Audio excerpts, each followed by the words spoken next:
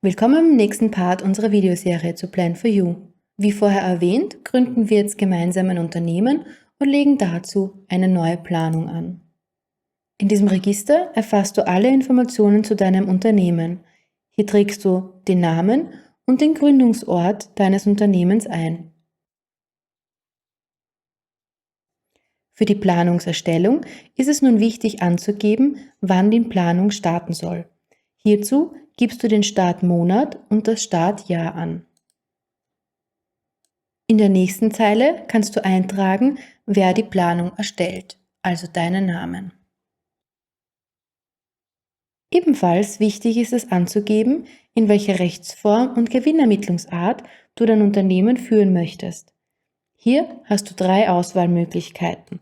Du kannst ein Einzelunternehmen bzw. eine Personengesellschaft mit einer Einnahmen-Ausgabenrechnung, ein Einzelunternehmen bzw. eine Personengesellschaft mit einer Bilanzierung oder doppelten Buchhaltung oder eine GmbH bzw. eine Aktiengesellschaft mit einer Bilanzierung auswählen. Du kannst sowohl die Rechtsform als auch die Gewinnermittlungsart unter dem Register Parameter, also hier rechts oben, jederzeit ändern, wobei sich die Eingaben in den Registern Investitionen, Finanzierung und die finalen Ergebnisse teilweise verändern können. Ich wähle jetzt hier Einzelunternehmen, Personengesellschaft, Einnahmen-Ausgabenrechnung aus.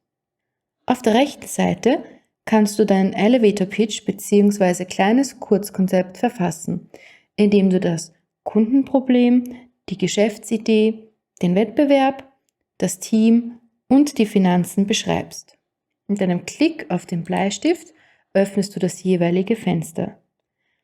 Hierbei ist es wichtig, dass nachdem du den Text hier eingefügt hast, hier unten auf Fertig klickst. Das Kurzkonzept ist wichtig, um deine Geschäftspartner möglichst schnell von deiner Geschäftsidee zu überzeugen. Du hast die Möglichkeit, deine Planung mit i2B, der Businessplan-Initiative, die dich beim Erstellen eines ausführlichen Businessplans unterstützt, zu verknüpfen. Den Link zu i2B findest du in der Hilfe unter Support und Beratung. Falls du eine EA-Rechnung ausgewählt hast, so wie ich, hast du die Möglichkeit, eine Begünstigung für Jungunternehmer einzustellen. Das kannst du im Register Parameter durchführen.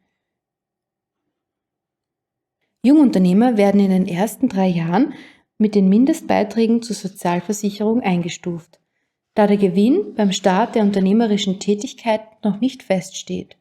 Nach Feststellung des Gewinns werden ab dem 4. Jahr Nachverrechnungen vorgenommen. Schauen wir uns nun als nächstes das Register Umsatz gemeinsam an.